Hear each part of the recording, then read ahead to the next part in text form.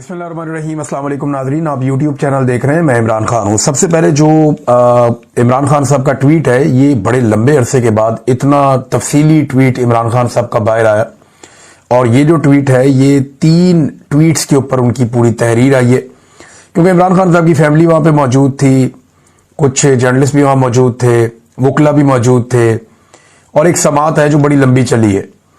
अब उस समात में इमरान खान साहब ने जो जो बातें की, वो सारी फिर रिपोर्ट की गई उनके ट्विटर अकाउंट के जरिए से।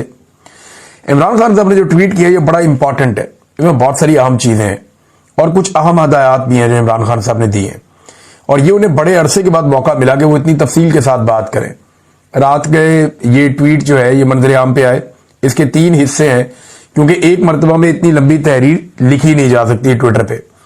तो इमरान खान साहब ने क्या कहा, जरा ये गौर से सुनिएगा। इसमें आपको पूरा मंजरनामा नजर आ जाएगा कि इमरान खान साहब कहां लेकर जाना चाहते हैं तहरीक को, सिचुएशन को, और वो क्या देख रहे हैं इस वक्त, वो किस सिचुएशन में है। वो ये कहते हैं जी, कॉमनवेल्थ की 8 फरवरी के इलेक्शन पर जो रिपोर्ट लीक हुई है, उसने भी इंतखाबी धांधली का पोल खोल दिया कि कैसे बेशर्मी और ढिठाई से हमारा मैंडेट चोरी किया गया। कॉमनवेल्थ के मुताबिक ये रिपोर्ट पहले ही सरकारी सतह पर हुकूमत पाकिस्तान को दे दी गई थी, मगर यहां सिकंदर सुल्तान राजा जैसे बेजमीर लोग हैं जिन्होंने इंतखाबी चोरी की सहूलतकारी समेत उस पर पर्दा डालने में भी भरपूर किरदार अदा किया। पाकिस्तान में वोट चोरी का कानून सख्त है और ऐसा करने पर आर्टिकल 6 का निफाज होता है। याद रखें, गद्दारी का मुकदमा ये, और गद्दारी की सजा पाकिस्तान के अंदर फिर वो आप जानते हैं, ये हाई ट्रेजन केस है, बड़ा केस है, आर्टिकल 6। लेकिन मुल्क में इस वक्त आसिम ला के सिवा सब कानून खत्म हो चुके हैं। यहां पर लियाकत चट्टा जैसे लोग काबिल तहसीन है, जिन्होंने अपने ओहदे पर जमीर की आवाज को तरजीह दी। इस चोरी के बाद अवाम का कत्लेआम किया गया और 26वीं आईनी तरमीम की गई। इस तरमीम के खिलाफ भी जिन जजेस ने आवाज बुलंद की, वो तारीफ के काबिल हैं। धांधली पर कायम हुकूमत को कानूनी तौर पर कबूल करने का वक्त अब खत्म हो चुका है, इसीलिए सेनेट और पार्लिमानी कमेटियों से इस्तीफे दे दिए गए हैं।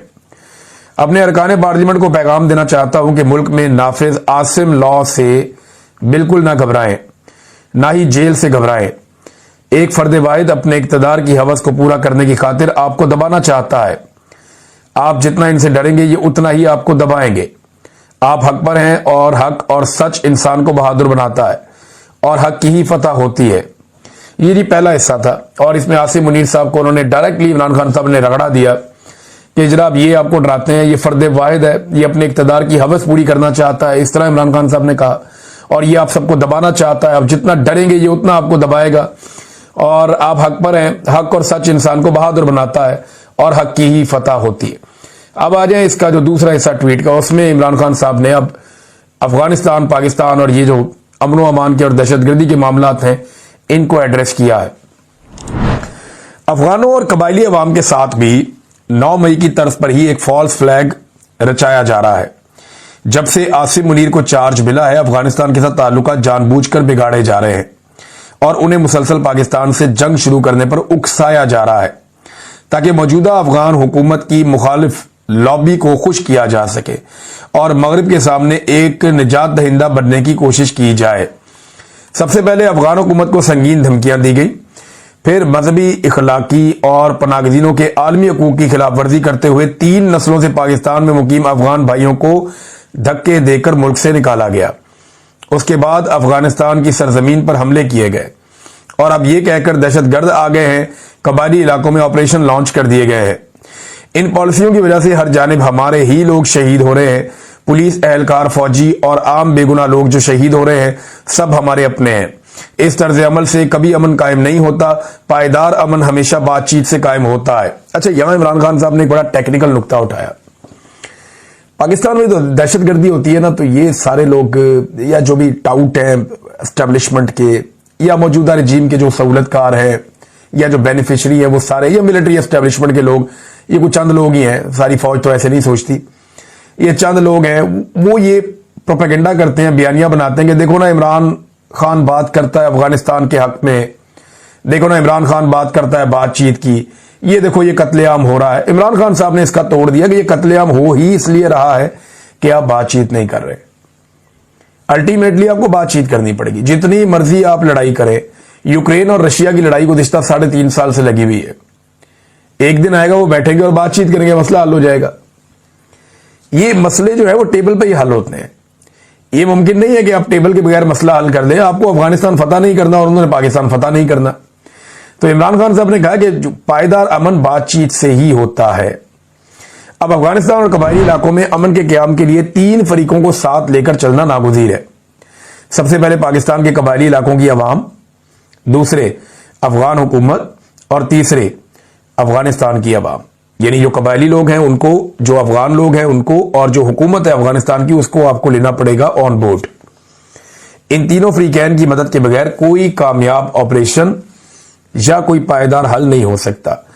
खैबर पख्तूनख्वा में कुछ करने की कोशिश है, जो कुछ करने की कोशिश है वो सिर्फ तहरीक इंसाफ की हुकूमत को गैर मकबूल करने के लिए है।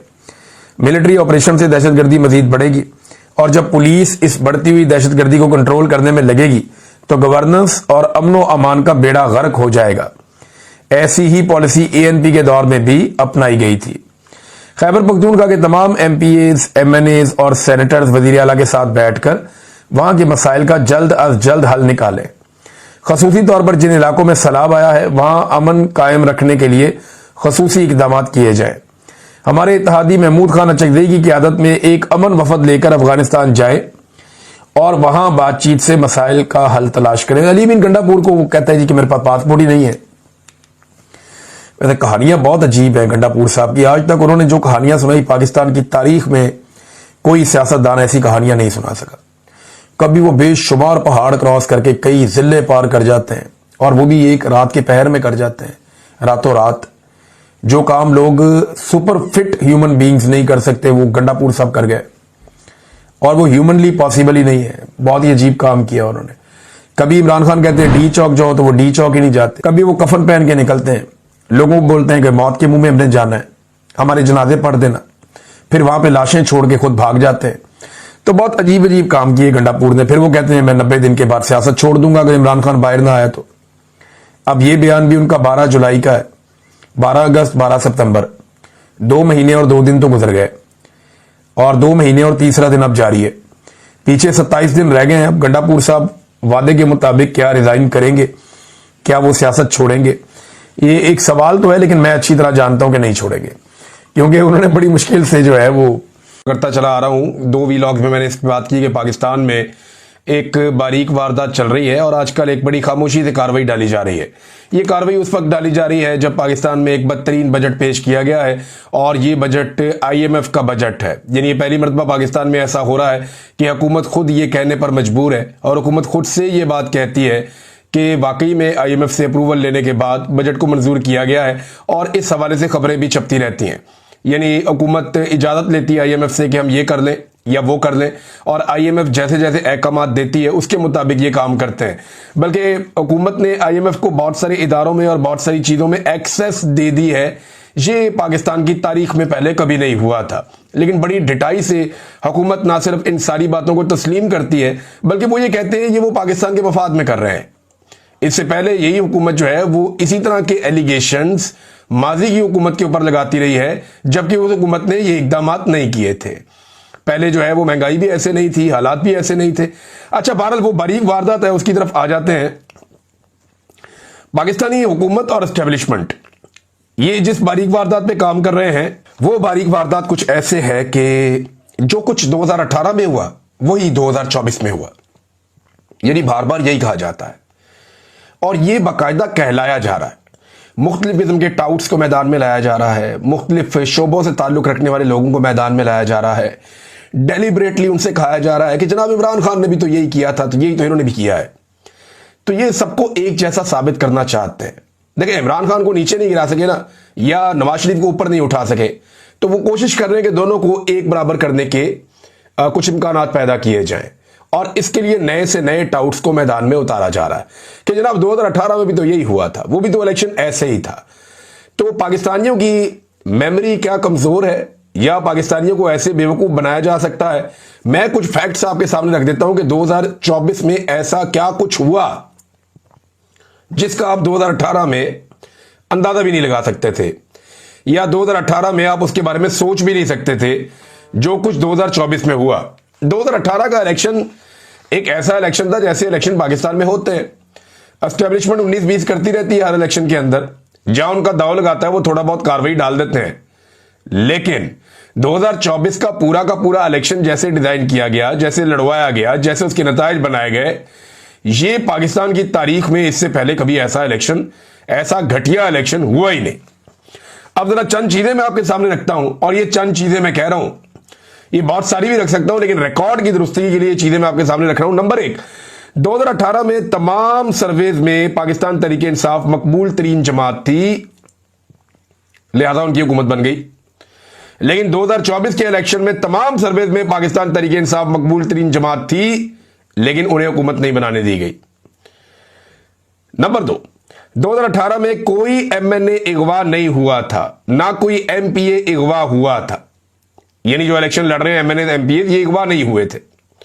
लेकिन 2024 में ऐसा हुआ। 2018 में कागजात नामजदगी जो जमा करवाने के लिए एमपीए या एमएनए जा रहे थे, उनसे कागजात नामजदगी नहीं छीने गए थे। 2024 में ऐसा हुआ। 2018 में जो तायीद कुनिंदा और तजवीज़ कुनिंदगान है, उन्हें अगवा या लापता नहीं किया गया था, लेकिन 2024 में ऐसा किया गया। 2018 में किसी सियासी जमात का निशान नहीं छीना गया था, लेकिन 2024 में सबसे बड़ी सियासी जमात का और सबसे मकबूल सियासी जमात का इंतखाबी निशान छीना गया। 2018 में किसी भी सियासी जमात के 10,000 बंदे जेलों में बंद नहीं किए गए थे। चंद लोग बंद हो रहे थे जेलों में, वो हर पॉलिटिकल पार्टी के हो जाते हैं। हाँ, नवाज शरीफ और मरियम नवाज खुद बाहर से आकर उन्होंने कुर्बानी दी थी, जनाब हम जेल जा रहे हैं, इससे उन्हें पॉलिटिकल फायदा भी हुआ था।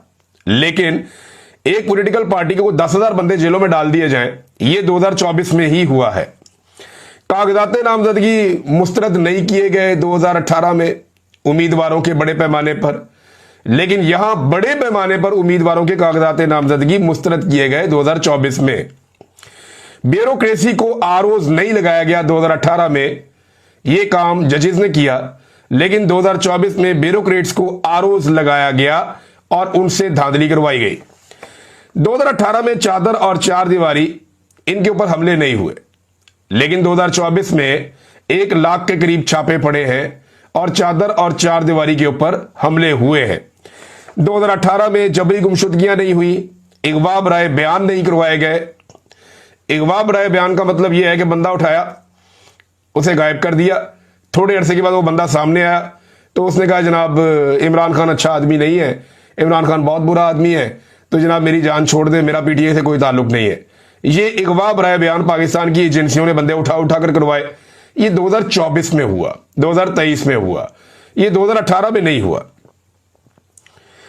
2018 में जो पार्टी जेरे अताब थी, यानी उस वक्त पीएमएलएन के बारे में लोग कहते थे ना कि जेरे अताब है, इनके लीडर को बिल्कुल गायब नहीं किया गया, ना ही उसकी आवाज बंद की गई। यानी नवाज शरीफ के इश्तिहार भी चलते थे, पोस्टर्स भी चलते थे, तकारीर भी चलती थी, टीवी पे उनका नाम भी लिया जाता था, ये सारा कुछ था। मीडिया में कोई उनके ऊपर बंदिश नहीं थी, बल्कि यहां तक था कि इनकी पार्टी खुलकर कंपेन करती थी, हर जगह जलसे जुलूस करते फिरते थे। शहबाज शरीफ साहब हर जगह पे पूरी कंपेन चला रहे थे, बाकी लोग भी चला रहे थे। लेकिन 2024 में इमरान खान की तस्वीर और इमरान खान साहब की आवाज वो बिल्कुल नापैद थी, दिखाई भी नहीं दे रहा, सुनाई भी नहीं दे रहा, और पाबंदी है मीडिया के ऊपर भी कि उसका नाम भी नहीं ले सकते, फिर भी इन्होंने इलेक्शन लड़ा है। 2018 के इलेक्शन से एक हफ्ता कबल दिन रात अदालतें लगाकर जेल के अंदर किसी लीडर को 35 साल तक की सजाएं नहीं सुनाई गई, लेकिन 2024 में यह भी किया गया। 2018 में इद्दत जैसे और साइफर जैसे घटिया केसेस नहीं बनाए गए, लेकिन 2024 में यह भी किया गया। टीवी और मीडिया में नाम लेने पर किसी पे पाबंदी नहीं थी, लेकिन 2024 में यह भी थी। 2018 के इलेक्शन में इंटरनेट की बंदिश नहीं की गई, लेकिन 2024 के इलेक्शन में इंटरनेट की बंदिश भी की गई। 2018 के इलेक्शन में आधी रात को आरओज नहीं बदले गए, 2024 के इलेक्शन में आधी रात को आरओज भी बदले गए। 2018 के इलेक्शन में रिजल्ट रोककर सबको इकट्ठा करके 17 सीटों वालों को जाली फॉर्म 47 ऑफर नहीं किए गए, लेकिन 2024 के इलेक्शन में जाली फॉर्म 47 ऑफर किए गए उस वक्त जब पाकिस्तान तहरीक इंसाफ 180 नशिस्तों पर वाज़ेह बर्तरी के साथ जीत रही थी। हालांकि इनके पास अपना इंतखाबी निशान भी नहीं था। तो तब नताइज को रोका गया, सबको बुलाया गया, बिठाया गया, डराया गया और ने कहा यार जनाब आपको जाली फॉर्म 47 दे सकते हैं। इन्होंने कहा जी दे, और फिर जाली फॉर्म 47 का सौदा हो गया। पाकिस्तान के हर इलेक्शन में एस्टेब्लिशमेंट 19-20 करती है, लेकिन ये जो इलेक्शन है ऐसा पिछले 50 साल में कोई इतना गंद नहीं मारा गया किसी इलेक्शन में जितना गंद इस इलेक्शन में मारा गया। 2018 के इलेक्शन में जो नतीजा आ गया वो आ गया, लेकिन 2024 के इलेक्शन के बाद भी कई दिन तक नताइज बदले जाते रहे। जो सीटें पाकिस्तान तहरीक इंसाफ के आजाद उम्मीदवार जीते हुए थे वो बाद में रिकाउंटिंग कर करके PMLN को दी जाती रही और ऐसा कई जगह पे किया गया।